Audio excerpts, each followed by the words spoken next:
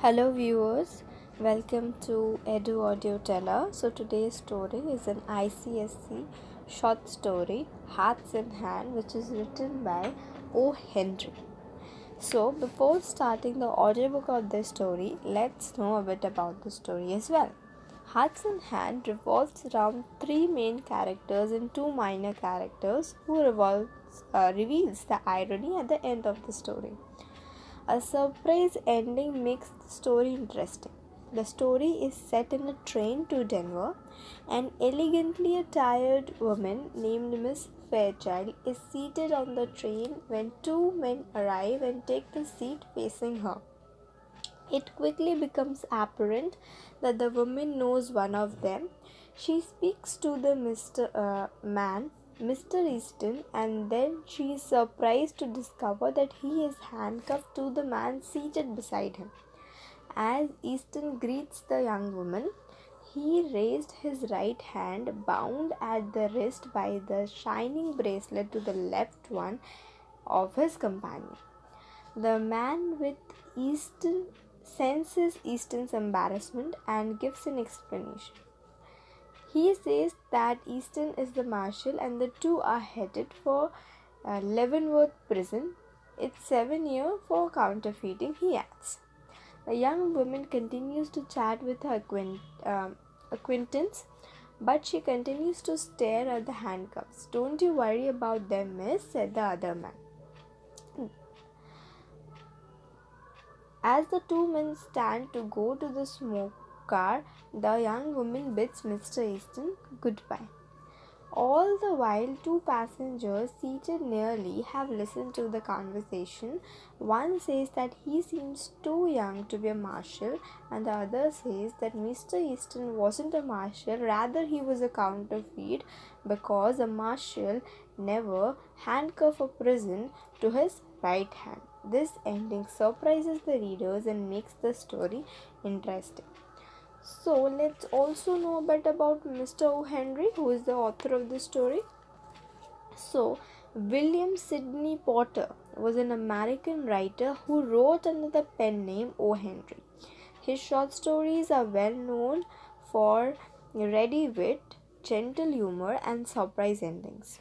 So, O. Henry was born on September 11, 1862, in Greensboro, North Carolina, to Dr. Algernon Sidney Potter and Mary Jane Virginia Swaim Potter. His father was a physician. He lost his mother to tuberculosis when he was just 3, after which he and his father went to live with his paternal grandmother.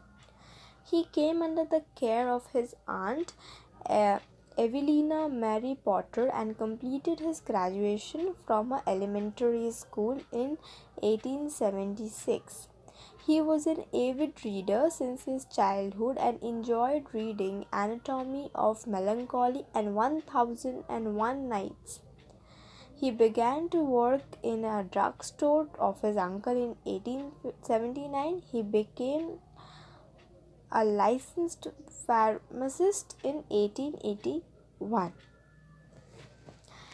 In 1902, he relocated to New York and became a prolific writer, penning around 381 short stories. For over a year, he submitted one short every week in New York World Sunday magazine. His famous short stories are The Gift of the Maggie, The Ransom of Red Chief, The Calabar's Way, and The Duplicity of Hargraves, among others. His story Hearts in Hand describes the chance encounter on a train between two acquaintances, Miss Fairchild and Mr. Easton.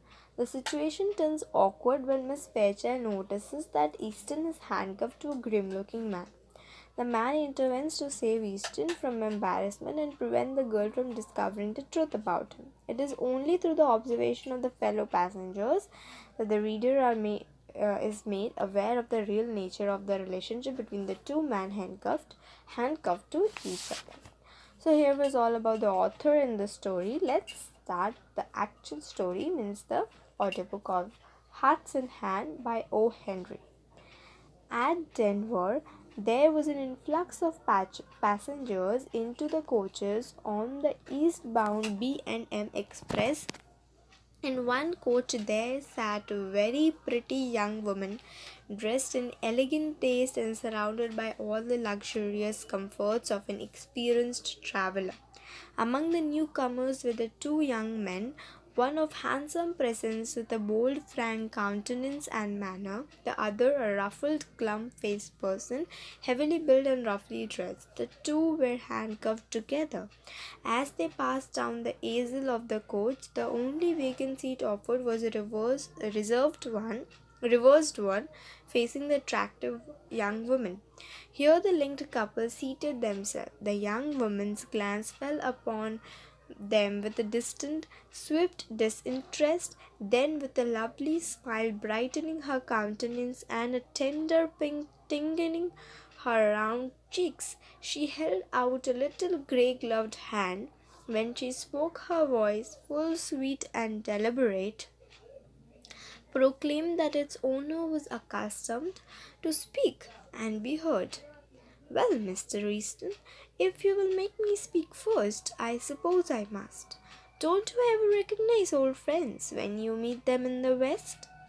The younger man roused himself sharply at the sound of her voice, seemed to struggle with a slight embarrassment, which he threw off instantly, and then clasped her fingers with his left hand.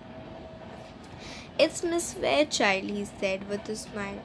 I'll ask you to excuse the other hand. It's otherwise engaged just at present. He slightly raised his right hand, bound at the wrist by the shining bracelet, to the left one of his companion. The glad look in the girl's eye slowly changed to the bewildered horror. The glow faded from her cheeks, her lips parted in a vague, relaxing distress. Easton, with a little laugh, as if amused, was about to speak again when the other forestalled him. The glum-faced man had been watching the girl's countenance with veiled glances from his keen, shrewd eyes.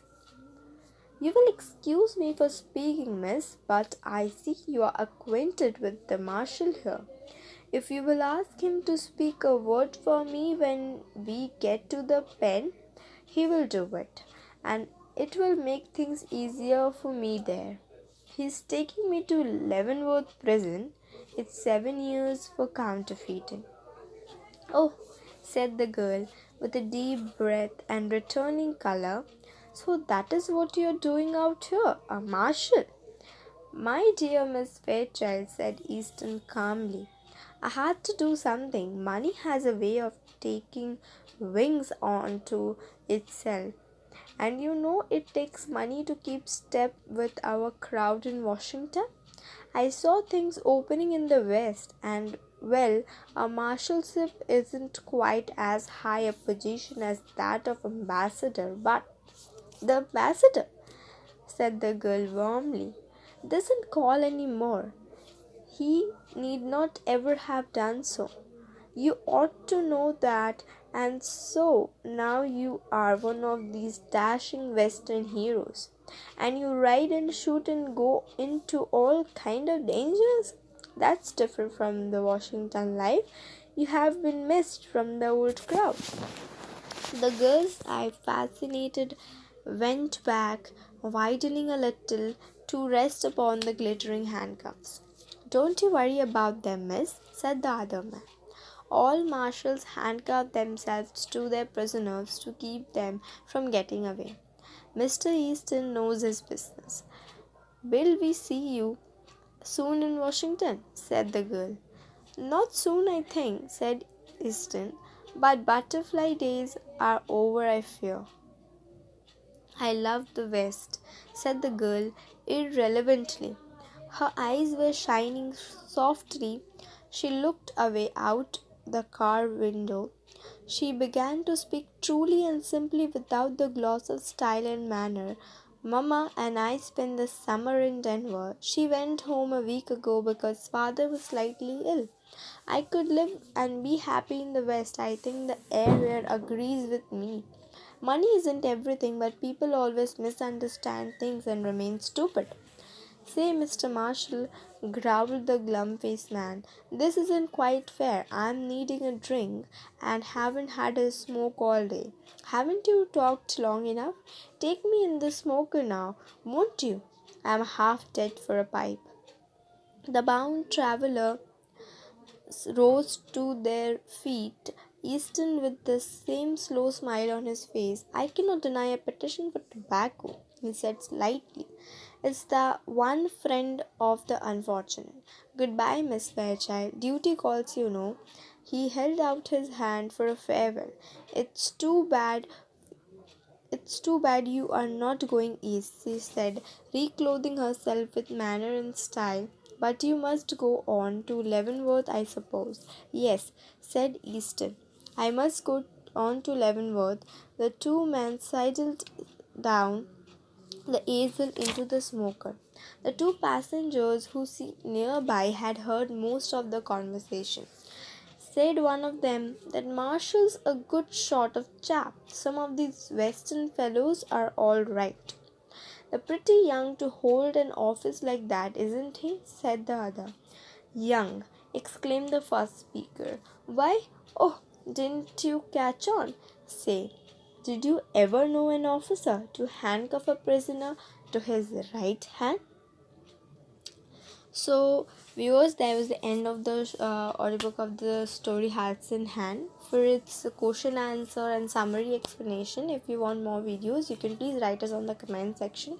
Do like our video, subscribe our channel, and thanks for watching.